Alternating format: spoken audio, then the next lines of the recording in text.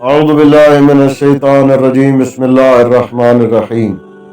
ایک شخص نے پاک پیغمبر صلی اللہ علیہ وآلہ وسلم کی خدمت میں آ کے عرض کیا، یا رسول اللہ، بے برکتی کا شکار ہوں، گھر میں کوئی برکت نہیں ہے، رزق میں کوئی برکت نہیں ہے، کھانے میں کوئی برکت نہیں ہے، اور یہ بے برکتی کی شکایت ایسی شکایت ہے کہ جو لوگ اہل بیت علیہ السلام سے آ کر بھی بیان کرتے رہے ہیں۔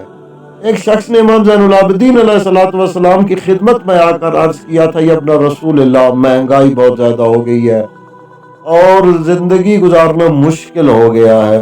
امام علیہ السلام نے اس سے فرمایا تھا کہ یہ شکایت تم ایسے شخص سے کر رہے ہو جو اللہ پہ توکل رکھتا ہے اور جو قناعت کرتا ہے۔ یعنی امام علیہ السلام نے اس کو دو راستے بتائے کہ اللہ پہ توکل اور دوسرا قناعت۔ یعنی جو شخص قناعت کرتا ہے وہ اپنی ضروریات کو محدود رکھتا ہے، وہ اپنی ضروریات زندگی کو اتنا پھیلاتا نہیں ہے کہ پھر اس کے لیے ان کو سنبھالنا مشکل ہو جائے۔ پیغمبر صلی اللہ علیہ وآلہ وسلم سے جب اس شخص نے یہ شکایت کی تو رسول خدا صلی اللہ علیہ وآلہ وسلم نے اس سے فرمایا کہ تم آیت الکرسی سے کیوں غافل ہو؟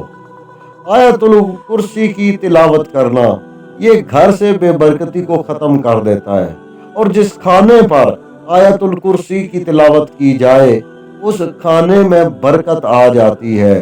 اسی طرح یہی اثر ہے سورہ قریش کا کہ اگر کوئی شخص کھانے پہ سورہ قریش کی تلاوت کر لیتا ہے تو اس کھانے سے بے برکتی ختم ہو جاتی ہے، اس میں برکت آ جاتی ہے، اور اس کھانے کے نقصان دہ اور مضر اثرات ختم ہو جاتے ہیں، اور وہ کھانا عافیت و سلامتی والا کھانا بن جاتا ہے۔ اللہم صلی علی محمد وآل محمد وعجل فرجہم۔